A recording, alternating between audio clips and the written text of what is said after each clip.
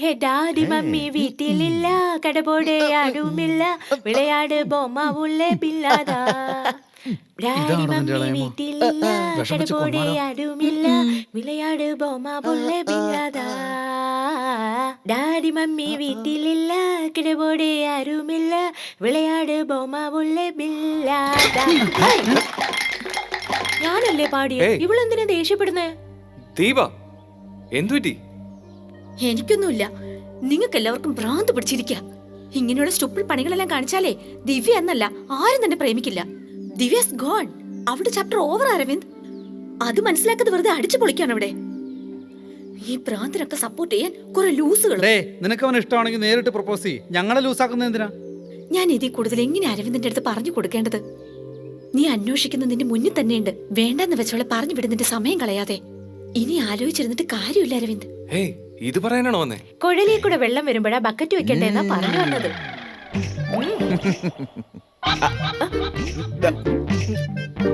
ഞാനൊന്ന് ഓഫ് ആവുക. ഓ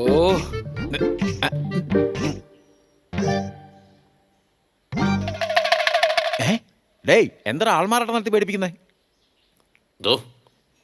നിങ്ങളൊരു വലിയ മനുഷ്യനെന്ന് കരുതിയ നേരത്തെ ഞാൻ സംസാരിച്ചേ. ഇത്രയ്ക്കും തറയായി പോയല്ലോ.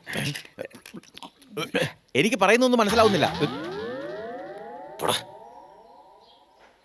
നീ ഇപ്പൊ സംസാരിച്ചത് എന്റെ അച്ഛനോടാ. അതെ, ഞാനും എന്റെ മാമനോടാ സംസാരിച്ചേ.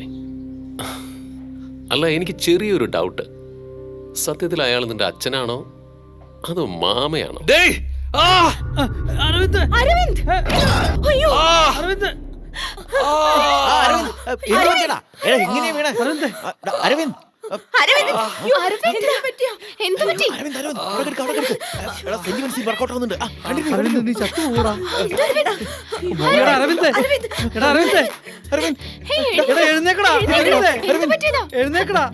ഞാൻ നോക്കട്ടെ.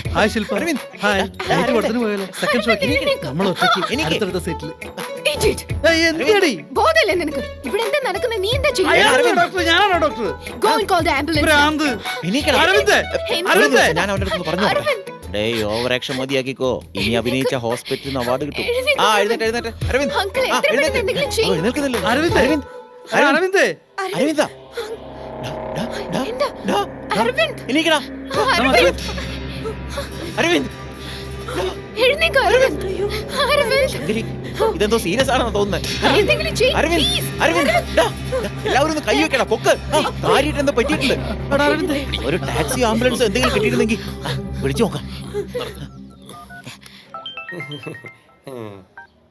ഹലോ ഹലോ, ഞാൻ ബിസി കൈ ഭാസ്കരനെ സംസാരിക്കുന്നേ. സോറി, ഭാസ്കരനെ സംസാരിക്കുന്നേ. പറഞ്ഞോളൂ ഭാസ്കർ. ഒന്നുമില്ല. ഒന്നുമില്ലേ? അപ്പൊ ഓക്കെ. അല്ല, അതല്ല ഞാൻ പറഞ്ഞു. ഹലോ,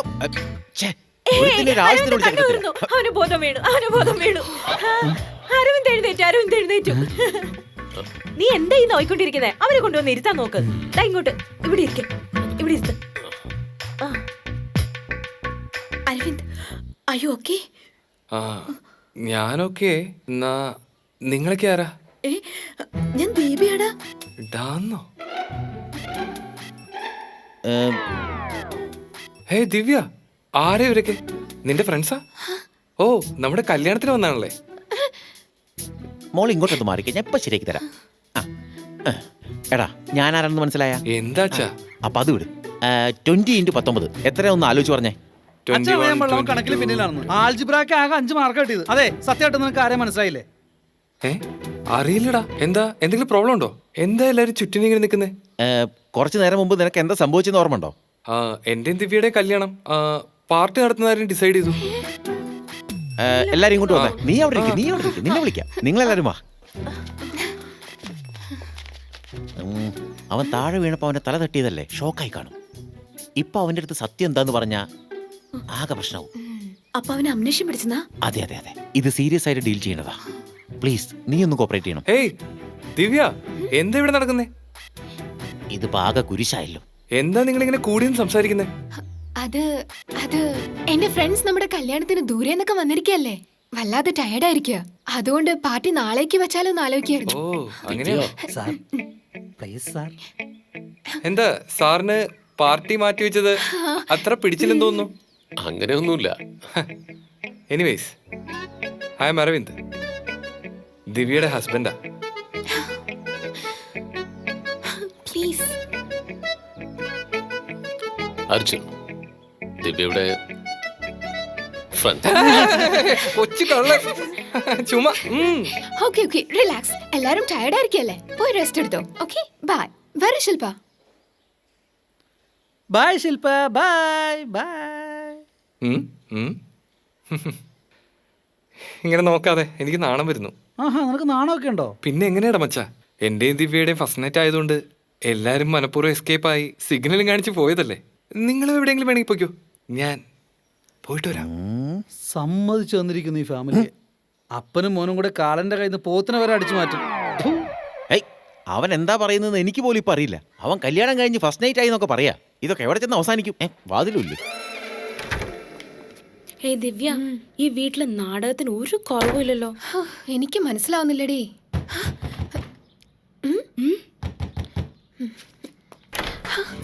ഏയ്, നീ എന്താടാ ഇവിടെ? എന്താടാ ഇങ്ങനെ നാണം കുണുങ്ങിയ പോലെ നിൽക്കുന്നേ? ദേ, ഇന്ന് നമ്മുടെ ഫസ്റ്റ് നൈറ്റ് ആയിട്ട് എന്നെ ഇല്ല ഇല്ല ഇല്ല, വെളിയില്- അകത്തിന്റെ ഫ്രണ്ട് ഉണ്ട്, നീ ഇപ്പൊ പോ. ഏയ്, ഒരു മിനിറ്റ്. നിന്റെ ഫ്രണ്ടിന് വേണമെങ്കിൽ എന്റെ അച്ഛന്റെ മുറിയില്. വേണ്ട വേണ്ട, അങ്ങനെ നമ്പാൻ കൊള്ളത്തില്ല. ആ, വേണമെങ്കിൽ താഴെ ഷീറ്റ് വിരിച്ച്.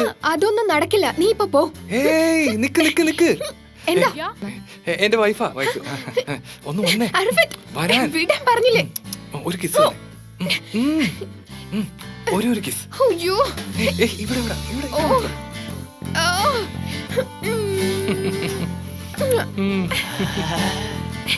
ഇനി ലിപ്സ്. ഹേ, പോവാനല്ലേ പറഞ്ഞു? പ്ലീസ് ഒരു തവണ പ്ലീസ്. പോടാ. ഭാവി. ദിവ്യ. ഓ.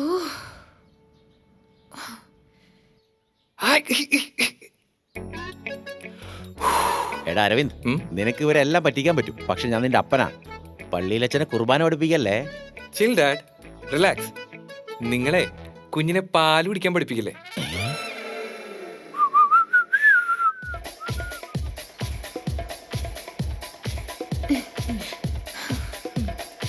ഒളിമ്പിക്സ് താരങ്ങൾ പോലും ഇങ്ങനെ ബോൾ പിടിച്ചിട്ടുണ്ടാവില്ല.